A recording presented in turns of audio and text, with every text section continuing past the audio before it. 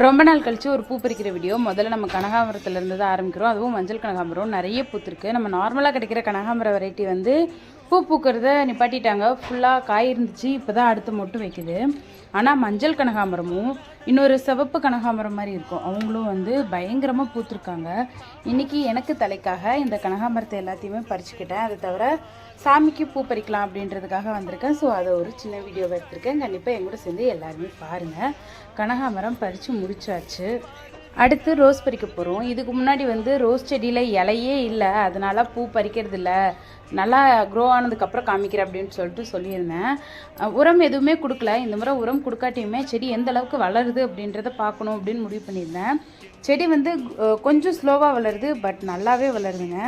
பார்த்திங்கன்னா தெரியும், நம்ம கல்கத்தா ரோஸ் எல்லாம் வந்து எப்பயும் போல் நிறைய பூ நிறைய மொட்டு அப்படின்னு சொல்லிட்டு இருக்காங்க. உரம் கொடுத்தா இன்னும் கொஞ்சம் சத்து கிடைக்கிற மாதிரி அவங்களுக்கு, அவ்வளோதானே தவிர மற்றபடி அவங்க நான் பூ பூக்கிறதெல்லாம் நிப்பாட்டவே மாட்டேன்டா, உன்னால் முடிஞ்சது நீ பார்த்துக்கூடான்ற அளவுக்கு தான் இருக்காங்க. ரொம்ப சந்தோஷமாக இருந்துச்சு. கூடவே நம்மளோட double colour rose, skin colour rose எல்லாமே இருந்துச்சு. 2 பன்னீர் ரோஸ்லேயுமே வந்து ஒருத்தங்க இப்போ பூ பூத்துட்ருக்காங்க, இன்னொருத்தங்க மொட்டு வச்சுருக்காங்க. ஸோ அவங்களையுமே பறிச்சுட்டு அடுத்து அரளிப்பூ பறிக்க வந்தாச்சு. வெள்ளி செவ்வாய் 2 நாள் மட்டும்தான் நம்ம பறிக்கிறது. பறிக்காமல் விட்டால் மீதி எல்லாமே வந்து சுருங்கி கீழே விழுந்துடும். ஸோ அவ்வளோதான், எல்லா பூவும் பறிச்சுட்டேன். நம்ம இன்னொரு வீடியோவில் பார்க்கலாம்.